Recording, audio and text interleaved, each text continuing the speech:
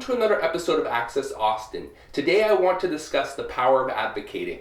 Being your own advocate is a very important skill to have if you are a student with a disability entering a college or university. It is important to feel comfortable talking about your disability and the accommodations that you've used in the past and that you think will be most helpful with the campus disability office.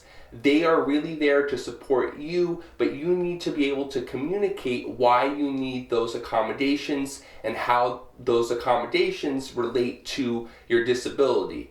And I think that is a very important skill for students with disabilities to have, is to feel comfortable expressing themselves and being able to draw those connections between their disability and their accommodations.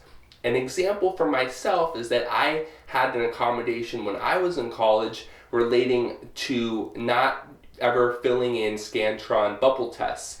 I have a very hard time tracking, and it would be very easy for me to bubble in the wrong answer in the answer sheet. So I was able to express that during my undergraduate, and I actually had that as an accommodation for the SAT, ACT, and GRE when I took them as well, although the GRE is on the computer actually. But I never used a Scantron test. I always circled in the test booklet, and I was able to explain how my cerebral palsy diagnosis impacted me when it came to tracking. And I think a lot of times students with disabilities have not had that experience of talking with someone and needing to really draw those connections between their disability and the accommodations that they need. So it's important to really think about that before you meet with the campus disability office. I think it is helpful to talk to your professors about your accommodations and possibly your disability if you feel comfortable and if you think the professor will be understanding. Some professors may not have that background understanding of disability or may have preconceived notions that are kind of wrong or could be even hurtful. So it's important to kind of keep that in mind as well, that you may not always get the support you want from your professors, but it can be beneficial to at least try being open to with your professors about your disability. I had a good experience actually in a storyboarding class where I had difficulty drawing, and I was actually able to make on the computer Photoshop drawings for my storyboarding class. And I think that was a really positive thing, was rather than going through the disability office, I just told the professor, I have a hard time drawing, and the professor said, I'd like to work with you. There's only a couple students in this class. Is it okay if you let them know, and we were to let the class know, where we can go through the disability office as well? And I said, I knew the students in the class. So in this case, I was like, I'm fine. So he said, Austin wants to just kind of talk for a second.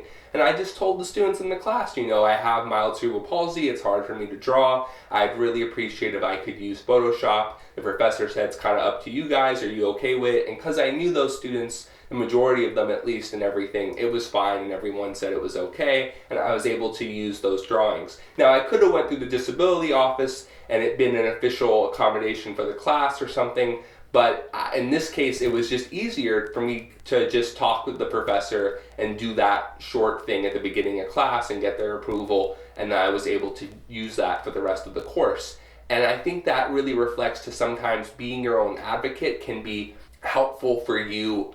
There are a lot of advantages to being your own advocate, whether you have a disability or not, but definitely having a disability makes it more of a necessity to be able to really express what your needs are and explain to someone who may not really understand why you need these accommodations or how things relate to your disability and how they can best support you. So I think it's important to try and be open to that and to try and build that comfort of being able to talk about those things. I hope that you found this video helpful.